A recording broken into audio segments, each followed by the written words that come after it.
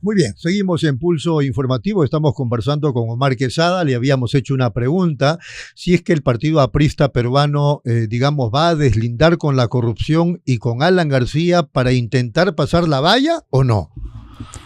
Ojo, nosotros siempre hemos deslindado con la corrupción y no hay, aprovecho para decirlo, no hay un solo ministro aprista preso. No hay un solo funcionario de los que trabajamos cercanos con el presidente Alan García, ni investigado, ni siquiera investigado, ni procesado por corrupción, ni enriquecimiento ilícito, ni nada por el estilo. Entonces es como una leyenda negra sobre el APRA. Los enemigos han tejido esa leyenda negra. No hay uno. Y eso se lo he preguntado a varios. ¿Investigado, dice? No. Los que hemos trabajado cerca del presidente Alan García, en los programas sociales, hemos trabajado en titulación, agua para todos, pistas, veredas, vivienda social, electrificación rural, etcétera. Ninguno. Pero y por eso es que he retado a los periodistas que nos demuestren. Hay ministros investigados. Seguramente por algunos otros delitos, pero algunos de los funcionarios que han sentenciado como lo del tren no tenían ninguna vinculación con el partido. Entonces es la cosa así. Claro, a nosotros nos miran con doble lupa. Cuando cae alguno de los ministros, funcionarios, dicen el ministro fulano y tal, pero a todos los que investigan dentro de lo que fue el gobierno del partido, a todos le ponen el mote de aprista sin serlo y sin tener ninguna responsabilidad partidaria. Entonces, primera cuestión absolutamente clara, el deslinde con la corrupción. Nosotros hemos... pero no deslindan con Alan García, ¿no? No, pues, Alan García es parte de la historia del APRA. Si nosotros ponemos en una balanza todo lo que él es el jefe del partido. No, el jefe es Aya de la Torre. Ahí, es para todos nosotros, no solamente el jefe, es el guía moral, intelectual, filosófico, político. Aya de la Torre está por encima de absolutamente todos los que han hecho política en el Perú, en su vida personal, en su intelectualidad, en lo que avisoró para el país, en los proyectos que él todavía hace 100 años todavía están incumplidos. Nadie habló, como Aya de la Torre, de la descentralización del país, lo que ahora es un fracaso gracias a todos estos que han estado en el gobierno que no saben absolutamente nada. Nadie habló de una reforma educativa, de una línea que pueda darle y asegurar la gratuidad de la enseñanza con la calidad, la competitividad y el desarrollo del talento humano, como Aya de la Torre. Nadie habló, por ejemplo, de lo que ahora nosotros estamos viviendo. Gracias a la exportación hay miles de hombres trabajando en toda la costa. ¿Quién fue el que planteó las grandes irrigaciones como complejos agroindustriales? Aya de la Torre. Entonces, él está por encima de absoluta. Si alguien quiere hacer política en el Perú, debería primero leer la vida y obra de Aya de la Torre, más allá de que sea o no sea el aprista, porque el APRA es apenas un instrumento político del pensamiento de la Torre. Para decirlo de algún modo, ¿por qué Aya murió pobre y Alan no? A Alan García, nadie le ha podido demostrar absolutamente nada en vida, ningún delito que haya cometido, querido Rodolfo, ningún delito. Se le ha investigado 30 años. Y lo absolvieron. No solamente lo han absuelto, sino sus enemigos que se gastaron 12 millones de soles buscando y rebuscando la vida y obra de Alan García, tuvieron que estar ahí en el Congreso y decir que no habían encontrado ningún desbalance patrimonial. Entonces, que ha habido una injusticia tremenda con Alan García y que al final este grupo maniqueo de personas que han, sin ningún poder, sin ninguna elección, han manejado el Ministerio Público para buscar su desaparición política, pues ellos son los responsables de cómo se ha manejado en estos últimos tiempos la justicia en el Perú. Dice, sus enemigos encontraron que no había ningún desbalance patrimonial. Los que Sergio Tejada, Congreso, por ejemplo. Pero por supuesto. Y si ahorita entra Sergio y que entre las veces que quiera. Pero lo que sí está claro es que ahí está él, señor, declarando que sobre Alan García... Es que no Sergio me ha dicho que jamás expresó aquello. Pero busquen bueno, es un trabajo periodístico, busquen la declaración donde él dice que respecto al señor Alan García no se ha encontrado ningún desbalance patrimonial. Ahí está. ¿Qué más dijo? No sé más, bueno. Ni me acuerdo. Pero está bien, pero lo cierto es que nosotros como partido político y como una responsabilidad ante el país, tenemos que plantear las propuestas que son las que van a, en caso de llegar a ser gobierno, las que van a dirigir la política del país, porque el gobierno es la responsabilidad que todos los ciudadanos tenemos en elegirlo para que gobierne bien. Sí, pero insisto, primero hay que deslindar de García para ver las posibilidades de pasar la valla. Bueno, ese es tu punto de vista, ¿cierto? Nosotros creemos que la política va más allá de las mismas personas. La política es el ejercicio vital, como la radio, de lo que tú puedes hacer para entregar a los demás. ¿Qué cosa es lo que estamos viviendo ahora con los gobiernos? ¿Qué cosa es lo que estamos viviendo? Desconfianza. Jóvenes, que 70% de jóvenes cuando les preguntan terminando la secundaria quieren irse del país. Vivimos un gobierno sin apoyo a los emprendedores que son los que han construido el país. La agricultura realmente paralizada, la pequeña agricultura. No hay elementos que puedan buscar una estrategia de desarrollo integral del país. Omar, ¿lo conociste a Lucho Nava? Sí, claro. Guívera, el papá. Claro que sí. Claro. Y al hijo también, que ha fallecido que era mi amigo. Amigo personal de García de hace muchísimos años. Que tuvo un problema en Trujillo una vez con la caja, ¿te acuerdas? Que no, terminó de eso no preso. Bueno, a él lo convirtió en secretario general de Palacio. No me digas que no te acuerdas de todo eso. Yo me acuerdo de él, por supuesto, pero claro. No fue en Trujillo, fue en Mutual Perú, creo. Mutual Perú, tienes razón. Mutual sí Perú. Me acuerdo. Sí, te acuerdas entonces. Yo me acuerdo de todo lo que me debo acordar. Y también, de las declaraciones que da ante la Fiscalía. Sí, pero ¿Te acuerdas de las loncheras o no? En Palacio Gobierno, por ejemplo. De las loncheras no me acuerdo. Mira, yo no sé, cada uno es responsable de lo que dice, pero yo he estado los últimos 20 años cerca del presidente Alan García. Desde que estuvimos en Colombia y se tomó la decisión en el gobierno de Fujimori de que el presidente García puede ingresar al país.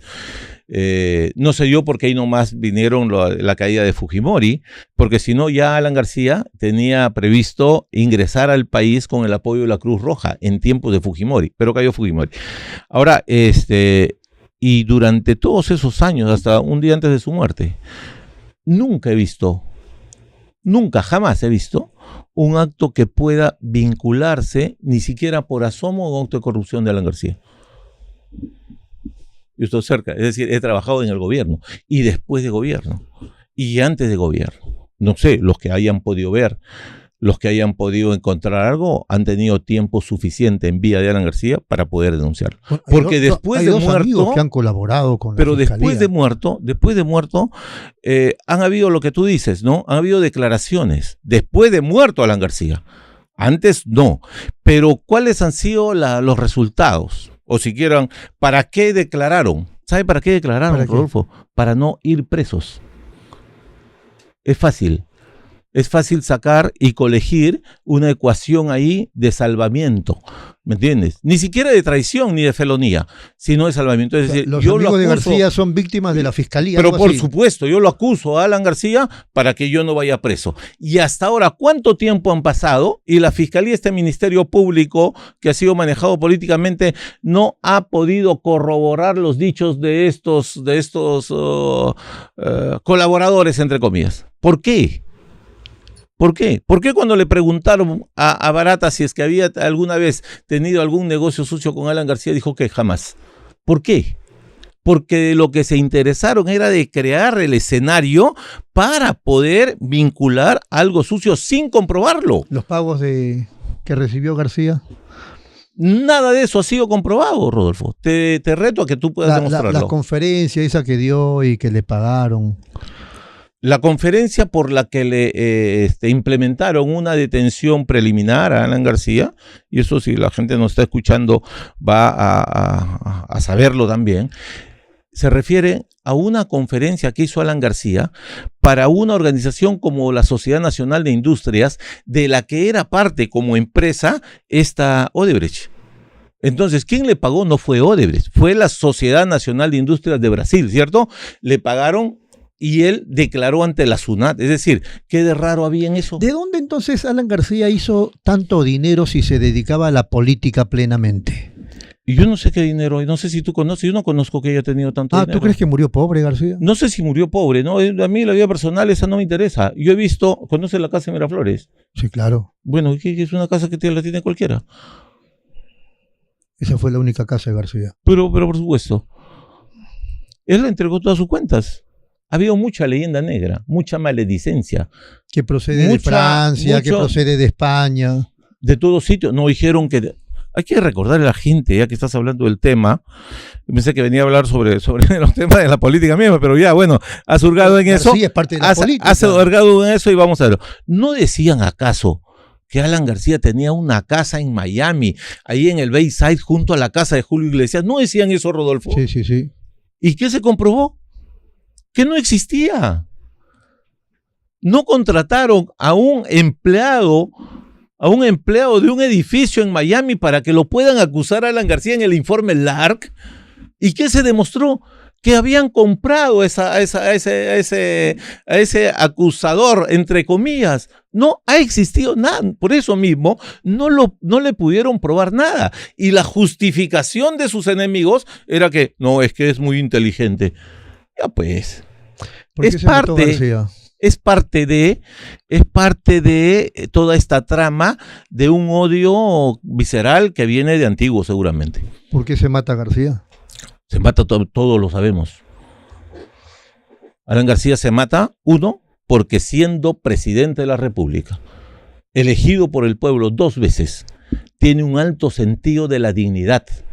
Es decir, una persona que se cree inocente, que ha venido 50 veces a estar ahí sentado en la fiscalía para responder todas las actuaciones judiciales de los fiscales, que no le lograron demostrar absolutamente nada, y que tenían la farsa de un proceso judicial manejado y utilizado, direccionado por sus enemigos y la fiscalía para poder detenerlo, por lo que acabamos de hablar, por una conferencia que estaba declarada ante la SUNAI, ante los órganos del país. Es decir, no, era una farsa. ¿Y qué querían hacer de Alan García? Querían hacer una persona esposada, con un chaleco que le habían preparado especialmente para él, con un presidente que fue Vizcarra, que había convocado a las 6 de la mañana como nunca un consejo de ministros, que tenían un canal de televisión para ver ahí y que ya estaban armando una fiesta en la Plaza San Martín, y que algunos periodistas ligados al régimen y enemigos del APRE y de Alan García, que ya tenían el conocimiento de una actuación que debería ser por norma y por ley reservada. ¿Qué fue eso? ¿Acaso antes no tenían ellos información del servicio de inteligencia de los carros que estaban cerca de Alan García, de la casa de Alan García, del Instituto de Gobierno, donde nosotros lo descubrimos, que pasaban como si fueran de prensa? Y era el servicio de inteligencia que chuponea. Todo fue un tinglado para hacer escarnio de García. Para hacer escarnio. Y un hombre con dignidad, con la altura que debía tener ante la historia de Alan García, prefirió ese acto de dignidad, de sacrificio, antes de ser preso y exhibido en las plazas públicas como si fuera un delincuente. De ninguna manera. Estuvo bien lo que hizo. Lo que hizo ha tenido que hacerlo. Si ya lo hizo, lo hizo. Y nosotros creemos que sí fue un acto de absoluta dignidad ante la historia, no ante los captores, sinvergüenzas, que ahora se ha demostrado que el mismo fiscal de la Nación dicen que han tenido que y tendrán que responder por todas sus inmundicias. ¿Quién lo dice? ¿El fiscal de la Nación es aprista? No, lo dice porque han descubierto que fueron beneficiados. ¿A qué fiscal de la Nación te refieres? El fiscal actual, el doctor Gálvez Saladín. El fiscal de la Nación interino. Actual, exactamente, pero Tomás es fiscal. Gálvez, el que está siendo procesado, investigado. No sé. Por los cuellos blancos. No sé, pero él ha dicho respecto de esa comisión de fiscales, ha dicho varias cosas. Ese no es el fiscal que ha retirado a 2 fiscales que investigaban a los cuellos blancos y por lo tanto a él mismo. Lo que yo sé es lo siguiente, es gravísimo, Rodolfo. Bien grave. Está bien, pero mire cómo está la situación en el país. Lo que sí debe haber y el próximo gobierno tiene que hacer es reorganizar el Ministerio Público para que no sea utilizado como arma política contra los adversarios de este grupo que en las sombras quiere dirigir la justicia en el Perú. Muy bien, vamos a una brevísima pausa y regresamos con la última parte de la entrevista con Omar Quesada.